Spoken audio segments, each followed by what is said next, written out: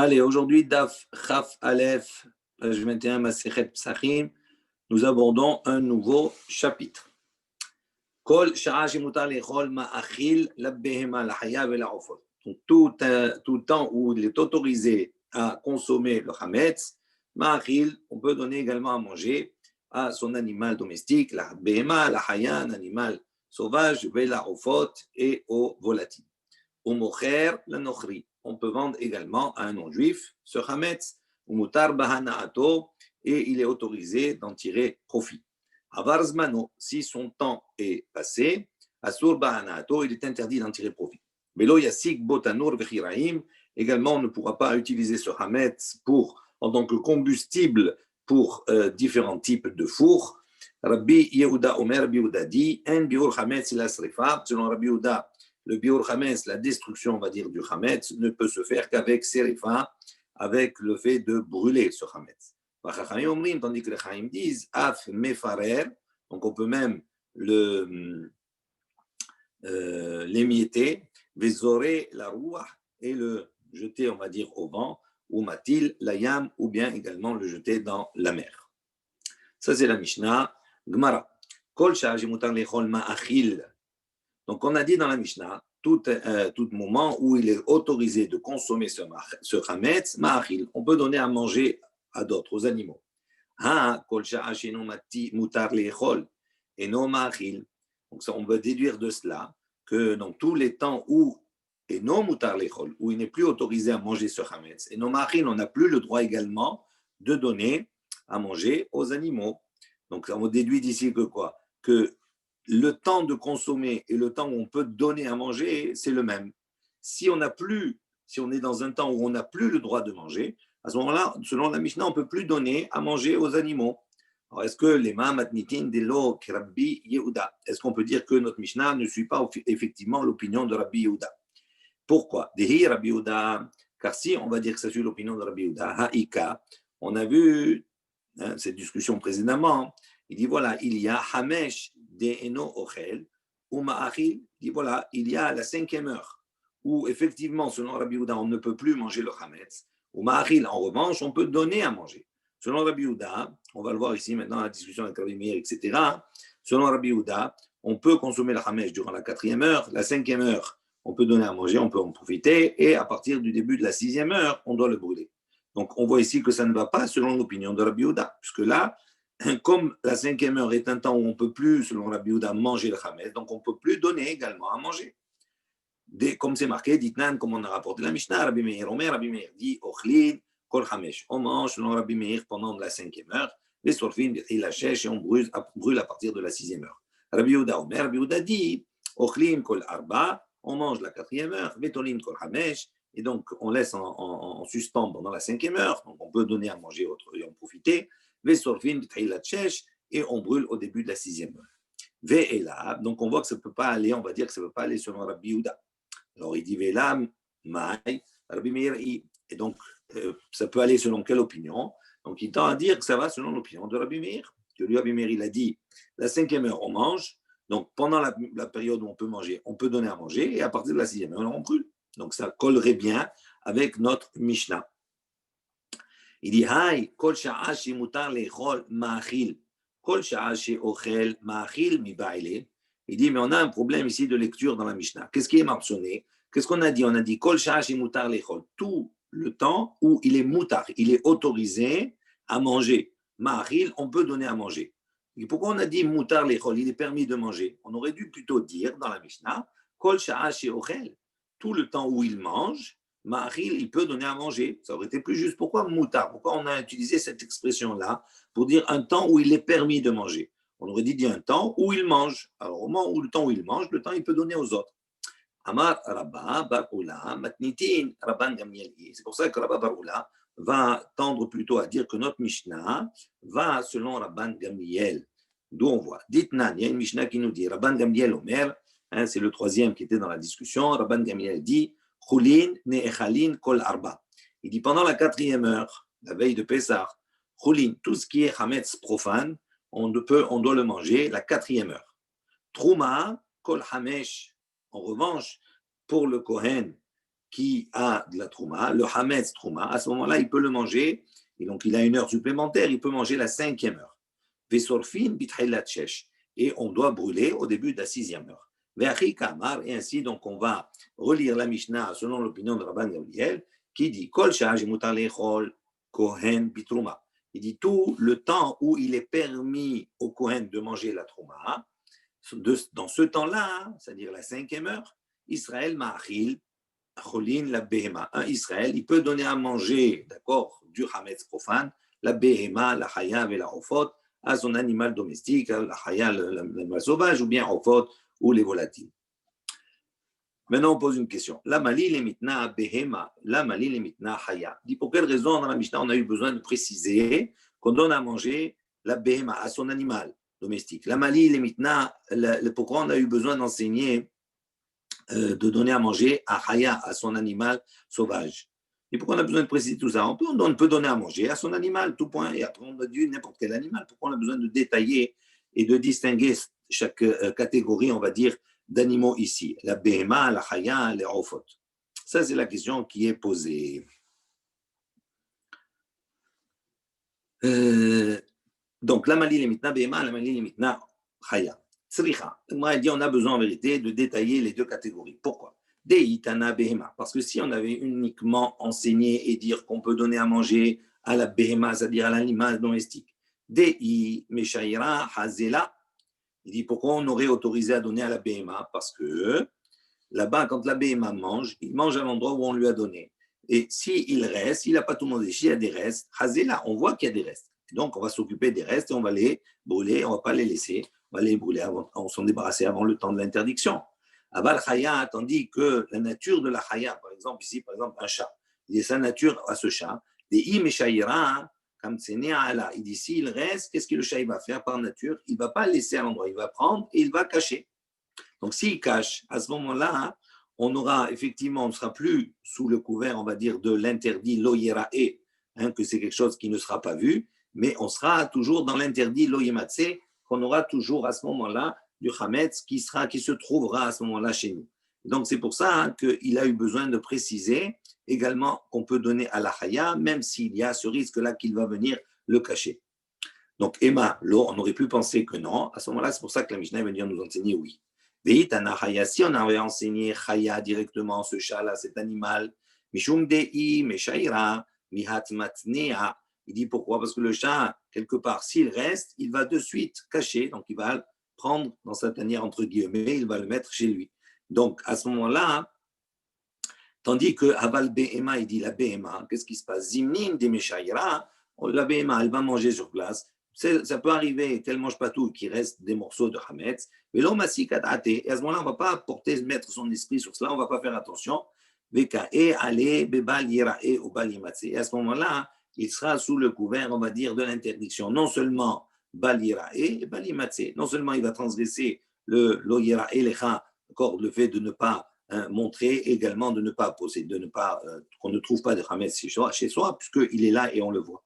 Tandis que pour le chat, par exemple, qui va cacher ce Hametz-là, on ne sera que sur le coup de Lo Yimatse, mais pas Lo Yirae. Donc ce serait moins grave. Et donc, la Gemara dit, et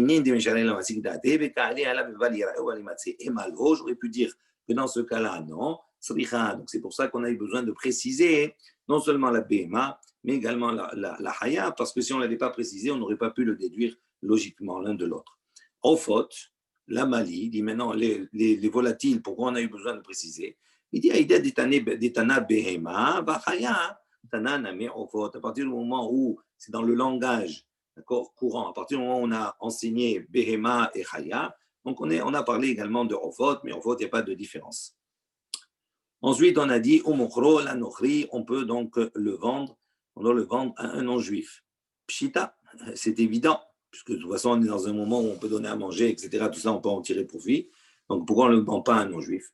Il dit la Pouke, Mehai Tana, c'est pour exclure ce Tana, des Tania. Donc, on l'enseigne pour exclure une opinion contraire, qui dirait, des Tania, Bet Shammai disent, Lo Yimkor Adam Hamitzul Nochri, l'homme n'a pas le droit, un juif n'a pas le droit de vendre son chametz à un non-juif.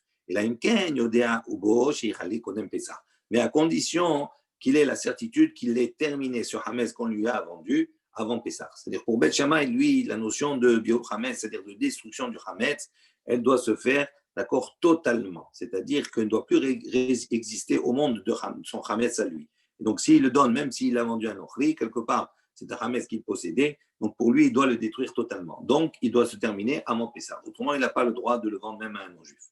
Ou Beth Hillel, tandis que Beth Hillel disent, Kol Shiraj Mutar Lechol Mutar Limkor. Beth Hillel dit, tant qu'il est permis de le manger, il est permis également de le vendre. Et sur ce, Rabbi Yehuda ben Betera Omer, Rabbi Yehuda ben Betera dit, Koutar. Koutar, donc c'est un genre de plat. C'est un plat particulier. Rachid dit Notnim operure lechem.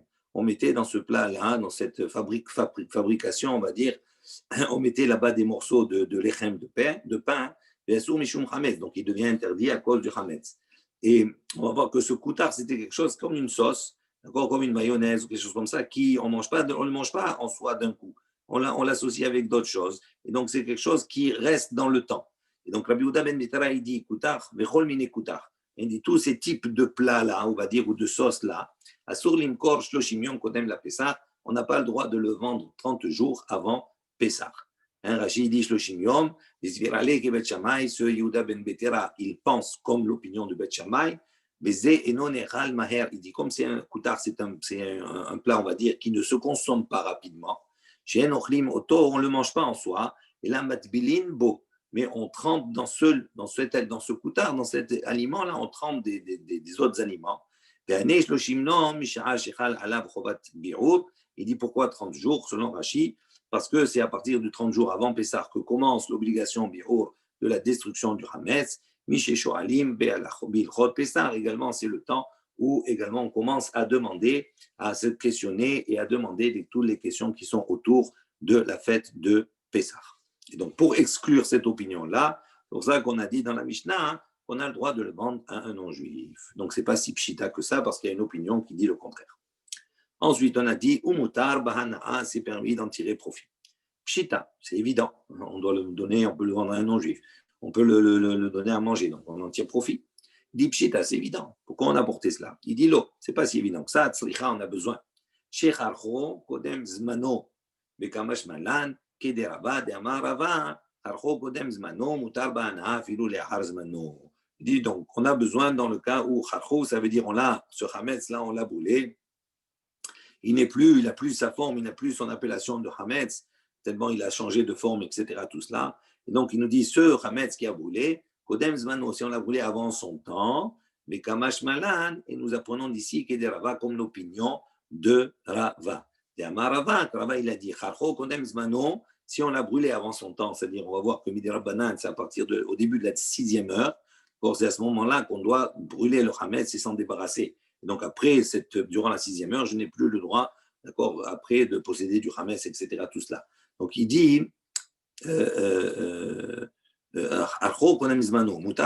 donc il est autorisé, si on l'a brûlé avant la 6e heure, il est autorisé, d'accord, dans le profit, même après son temps, c'est-à-dire même durant la 6e heure, on peut en tirer profit, alors que c'est un jour de la banane. Ok? Avar zmano, asur ba'anaato. Donc on a dit ensuite que si son temps est passé, c'est interdit d'en tirer profit. Pshita, c'est évident, puisque c'est fini, on n'a plus le droit, on l'a brûlé. Il dit lo, sricha, la asot de rabbanan. Il dit on a besoin en vérité, les sha'ot de rabbanan pour les heures des chachamim. On sait que normalement, on a vu déjà que le isur mi de oraita, c'est au début de la 7e heure, la fin de la 6e heure.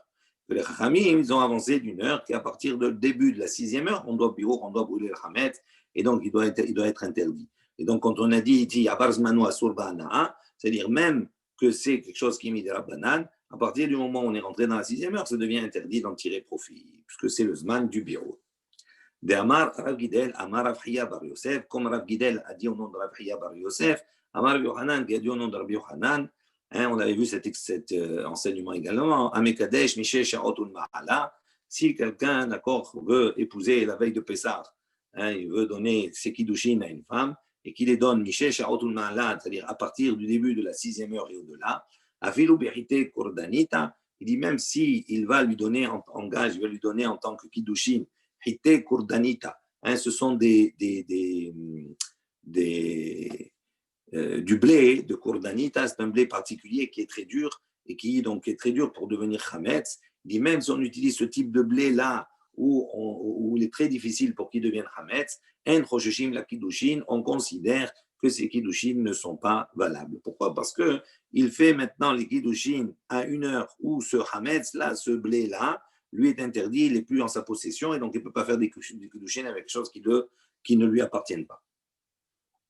Ensuite, on a dit lo yasik, botanur, vechiraim. On n'a pas le droit d'utiliser ce hametz pour brûler, d'accord, en tant que combustible pour différents types de fours. Alors, pshita, c'est évident, on ne peut pas. Il dit l'autre, non, en vérité, on a besoin d'enseigner cela. Pourquoi? Les Rabbi Yehuda d'Amar, selon l'opinion de Rabbi Yehuda, qu'est-ce qu'il a dit Rabbi Yehuda? En biur hametz, c'est la srifa, que le biur hametz ne peut se faire que par la combustion, qu'uniquement en le brûlant. Ça, regardez à Taramina, on aurait pu penser, dire Ho'il, mais Rabbi Yehuda, puisque Rabbi Yehuda, il a dit Mizvato bisrefa, que la mitzvah pour brûler, pour le bio de ce hametz, c'est de le brûler. Il dit Baadé, des cas sariflé. Il dit au moment où je suis en train, puisque je suis en train de le brûler, il dit Hanemine, je vais en tirer profit. C'est-à-dire, je pourrais imaginer que je vais le mettre dans le four. Il va brûler. Donc, selon Rabbi Yehuda, j'accomplis une mitzvah, je suis en train de brûler le hametz, même si c'est quelque chose je vais en tirer profit parce qu'il va me chauffer, on aurait pu dire que c'était autorisé. C'est pour ça qu'on a enseigné ici, Kamashmanan, que non. Donc, ce n'est pas si pshita que ça. Amar Hiskiya a enseigné la chose suivante. Il a dit Minaïn et Hametz le Pissar chez Ashur Bana. D'où sait-on que le Hametz à Pessar est interdit au profit. Non seulement on ne peut pas le manger, mais on ne peut pas en tirer profit. Shineema, comme c'est marqué dans le pasuk, Lo Yachel Hametz. Alors, on va voir ici que c'est tout simplement une question de grammaire. Lo Yachel Hametz. Il n'y a pas marqué Lo Yochal Hametz. Il ne mangera pas de Hametz, mais Lo Yachel, c'est-à-dire il ne fera pas en sorte qu'il soit mangé.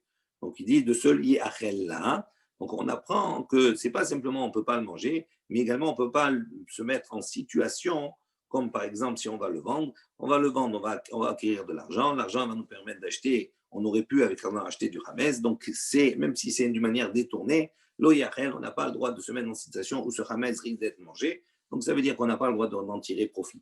L'oyebo heterachila, il ne faut pas qu'en lui se trouve une autorisation, on va dire, de achila, de consommation, à travers, par exemple, de l'argent. Tama, donc maintenant on réfléchit sur cela. Tama de Khatam Rahman al-Yachel Hametz, il dit pour quelle raison on apprend que c'est interdit non seulement de le manger, mais d'en tirer profit. La Torah, elle a appris de cela parce qu'il y a le pasuk dit lo yachel hametz. Ah, lo katav lo yachel avahamina isur achila mashma isur anaha lo mashma. Donc si maintenant il n'y avait pas marqué lo yachel, on aurait dit lo yochal, il ne mangera pas. À ce moment-là, on aurait appris l'interdit de manger, mais on n'aurait pas appris l'interdit de la hana'a, du profit. Ou pliga, et ça, donc cette déduction-là va contre l'opinion des Rabbi Abaou, de Rabbi Abaou. Rabbi Abaou, qu'est-ce que Rabbi Abaou a enseigné? Il a dit, comme lo yochal, lo tochal, lo tochelu. Il dit Rabbi Abaou, selon Rabbi Abaou, tout endroit dans la Torah où on dit lo yochal, il ne mangera pas, lo tochal, tu ne mangeras pas, lo tochelu, ils ne mangeront pas. Donc ça veut dire ces expressions-là, echad isur achila, echad isur ana. Elle renferme cette même expression-là, non pas uniquement l'interdit de consommer, de manger, mais également l'interdit d'en tirer profit. Ad, il dit jusqu'au moment où la Torah va exprimer, d'accord, elle va définir, d'accord, l'autorisation de tirer profit d'une manière explicite. Kederer, comme on va le voir ici maintenant, comme la Torah l'a défini à propos de la nevela, cet animal qui est mort tout seul, d'accord? On n'a pas le droit de le consommer, c'est marqué d'Etania, il y a une baraita qui dit lo tochelu kol nevela. Donc vous ne mangerez pas tout nevela, tout cadavre. La guerre, asher bisharecha ditenena ba'achala. Donc on pourra le donner à consommer à un guerre, donc on pourra le donner pour qu'il soit consommé à un guerre. Au machor l'anochri, ou également le vendre à un ochri, à un non-juif. Ça, c'est le pasouk. Donc, dans le pasouk, l'otochelu, selon Rabbi Abaou, à partir du moment où c'est marqué l'otochelu, ça inclut l'interdit de manger, mais l'interdit d'en tirer profit. D'accord? Donc, ça, c'est la règle générale. Il dit maintenant, à partir du moment où la Torah est venue préciser à propos de la nevela, que tu ne peux pas la consommer, mais que tu peux la donner à manger à d'autres, ça veut dire que tu peux en tirer profit. soit la donner à un guerre, soit la vendre à un nochri. Donc on voit ici que pourquoi là, selon Rabbi Abaou, pour quelle raison la Torah a eu besoin d'écrire l'autorisation d'en tirer profit pour la Nevela, ça veut dire qu'on veut l'exclure de la règle générale qui, pour tous les autres, à chaque fois que c'est marqué lo yochal, lo tuchal, lo tochelu, ça implique non seulement l'interdit de manger, mais l'interdit également d'en tirer profit. Juste, je trouve une parenthèse, guerre, quand on parle d'un guerre ici, on parle d'un guerre toshav, il y a un guerre tzedek et un guerre toshav. Guerre tzedek, c'est un converti, d'accord, donc il a un statut comme un yéhoudi, comme un juif, et donc pour lui, c'est interdit de consommer la nevela, tandis qu'un guerre toshav, c'est un étranger qui est admis à habiter en Eretz Israël, à condition, le guerre toshav, c'est quelqu'un qui s'est engagé à respecter les 7 lois noachides, d'accord, mais donc il lui est autorisé à manger la nevela. On donne au guerre toshav, mais on ne donne pas au nochri. On vend au nochri. Après le pasouk, pour le moment, on va en discuter dans quelques secondes. Alors, je reprends ici. Je me retrouve. Obligat Rabbi Abaou, je relis d'Amar Rabbi Abaou, Kol Makom.